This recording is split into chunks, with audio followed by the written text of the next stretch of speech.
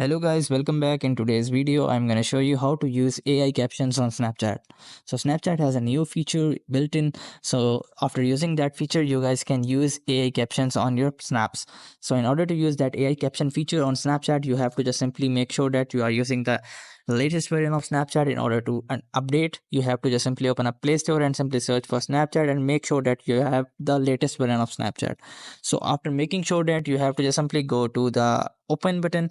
So after opening up, you guys can see the Snapchat has been opened to us. So what we have to do is simply make a snap here, or you guys can select that photo from any of your photos library.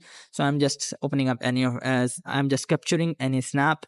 So after capturing the snap, what you have to do is simply here you have to just simply go to the text section or type section, which is this type tool. So after going to this type tool, you have to just simply click on this AI caption, which is here. So after clicking on this AI caption, you guys can see it will AI caption will open to you, and it is asking you for Snapchat Premium.